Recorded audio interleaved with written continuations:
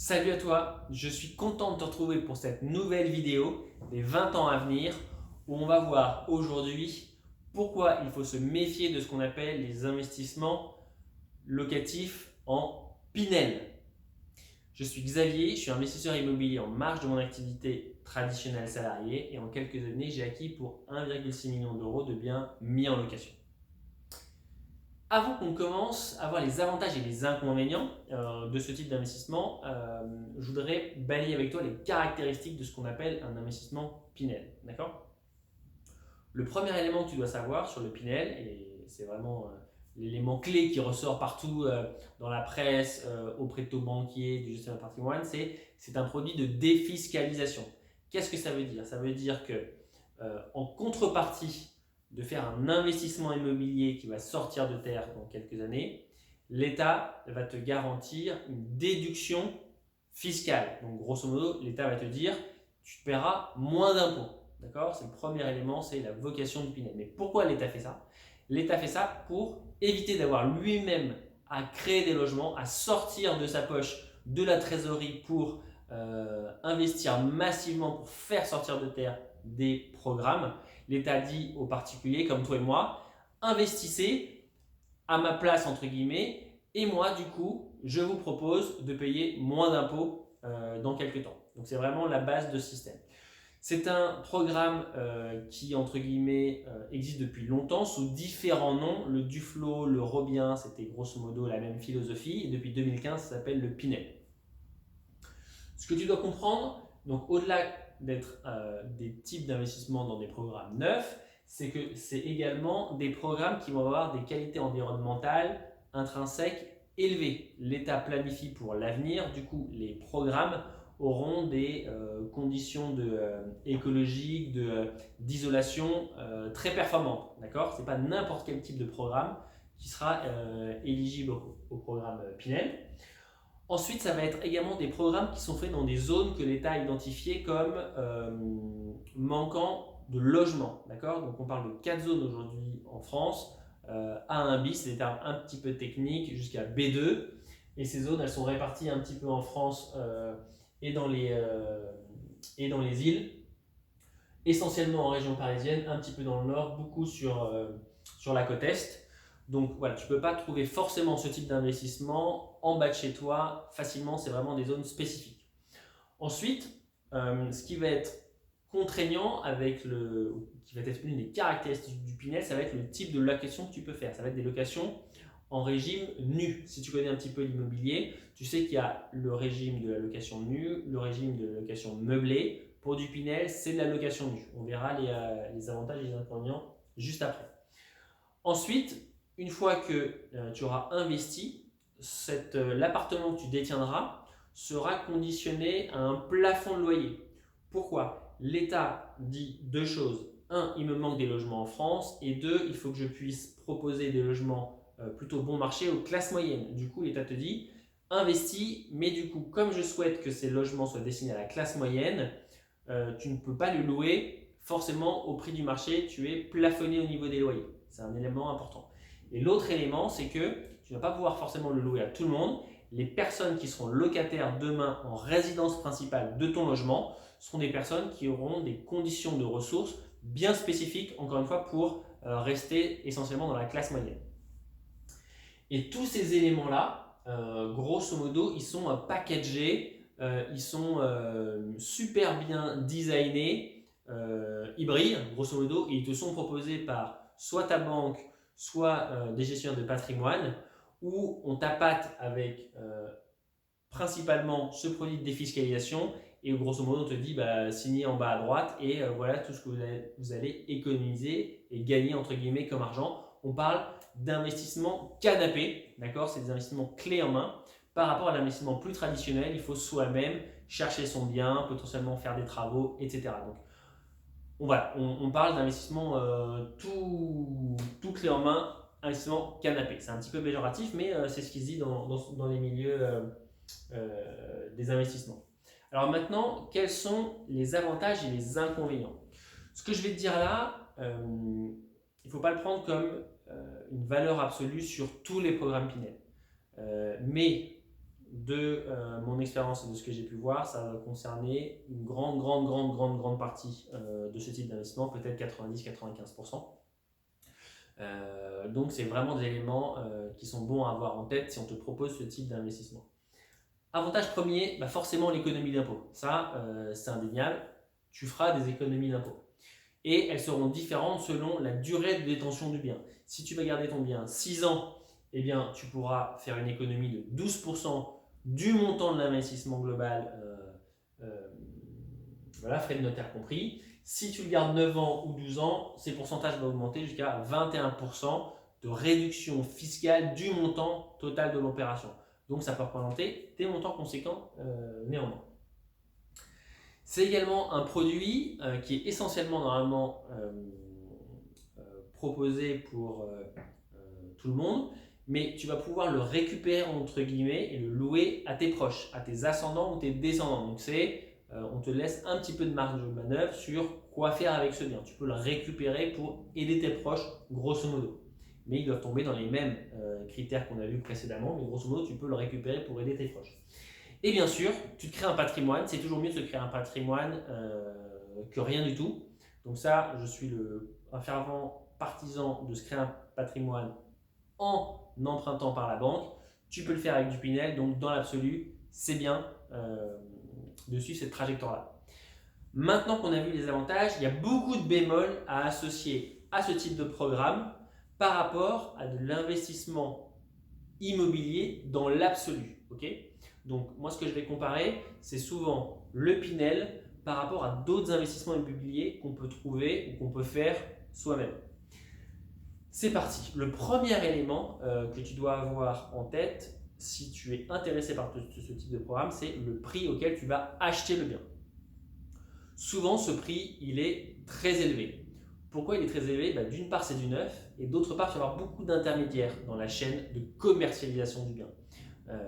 Et du coup, plus tu rajoutes d'intermédiaires, plus le prix, entre guillemets, est élevé, parce que tout le monde va devoir prendre sa commission sur ce type d'investissement. Alors que si on compare par rapport à un investissement traditionnel, où toi tu vas voir une petite annonce, aller visiter et acheter des biens, il y a moins d'intermédiaires, du coup le prix est moins élevé, surtout si tu achètes dans l'ancien.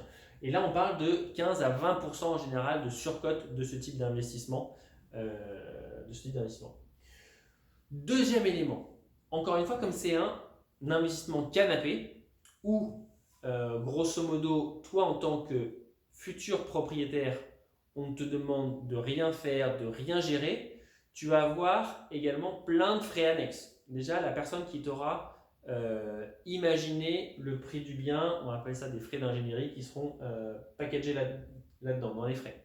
Tu vas avoir également des frais qui vont être liés à la gestion locative parce que bien souvent, ces investissements sont faits loin de chez toi et du coup, tu n'auras pas forcément la capacité de les louer toi-même. Du coup, ça va être des gestionnaires d'appartements qui vont faire ça à ta place et les prix, les frais associés à la gestion immobilière que tu vas déléguer sont conséquents. On parle de 7% en général, c'est rarement moins, d'accord ? Donc là-dessus, quand on parle d'investissement dans l'absolu, quand on vient t'enlever 7% de ta rentabilité, c'est assez énorme. Donc ça va être des frais conséquents que tu dois avoir en tête.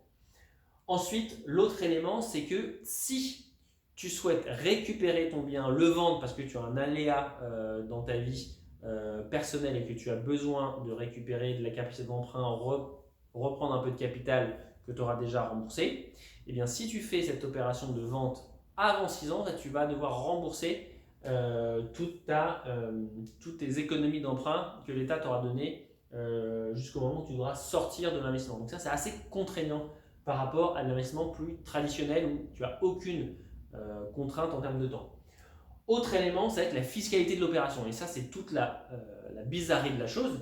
C'est qu'on te dit, investis dans du Pinel et tu feras des économies d'impôt. Certes, tu feras des économies d'impôt dans l'absolu, donc c'est un montant global que tu vas déduire.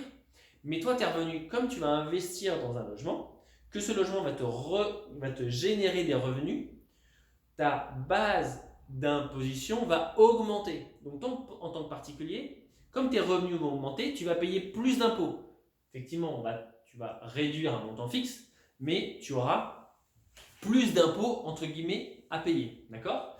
Et en plus, c'est une opération sous le régime de la location nue qui est très très peu intéressante fiscalement. Donc tu vas augmenter tes revenus et la fiscalité sur ces revenus, elle sera conséquente. Donc ça, très très mauvais. Ensuite, ce que tu dois bien avoir en tête, c'est également que tu vas acheter ce type d'investissement quelques années avant que le produit va sortir de terre. Du coup, ce qui est très connu, c'est les coûts. On sait exactement combien ça va te coûter. La personne qui va faire le programme immobilier, l'entrepreneur, il sait exactement combien il va te vendre l'appartement. Et du coup, quand on te propose ce type d'investissement, ce qui est quand même moins connu, c'est le prix du loyer et le prix des charges. Ils vont les estimer. Ils vont les estimer à un instant T. Mais il faut faire très attention à ce que le loyer qui est indiqué quand on te package cette offre d'investissement Pinel, le loyer soit, à ton avis, pertinent pour le marché local dans lequel sera cet investissement. Et les charges également. Les charges sont bien souvent sous-évaluées, même si c'est de l'investissement neuf. D'accord ?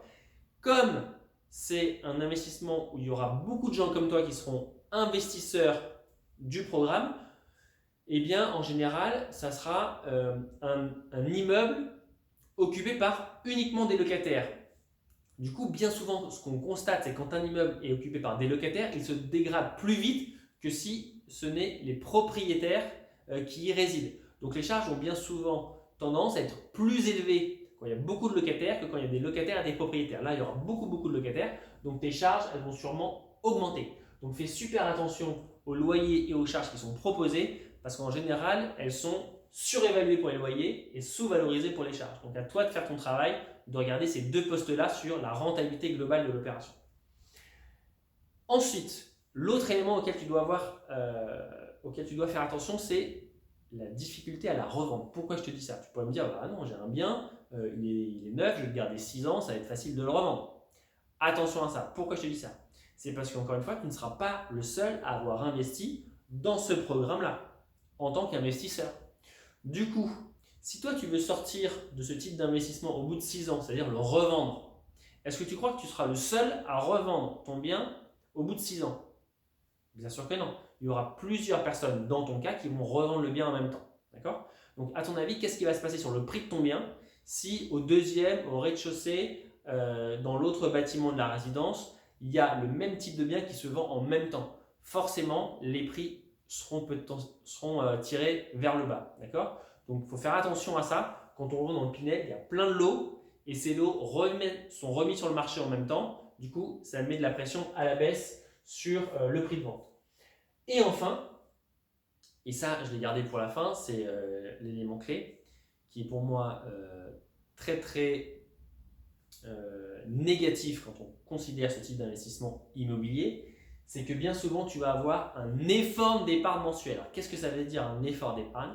Eh bien, ça veut dire que tous les mois, comme ton loyer il est plafonné, et que c'est des investissements qui vont être quand même assez conséquents, on va parler de centaines de milliers d'euros pour ce type d'investissement bien souvent, eh bien tu vas devoir rembourser, tu vas devoir sortir de ta poche des centaines d'euros, bien souvent, 100, 200, 300 euros, 400 euros, pour faire la jonction entre le loyer que tu vas percevoir et les mensualités que tu vas rembourser à la banque.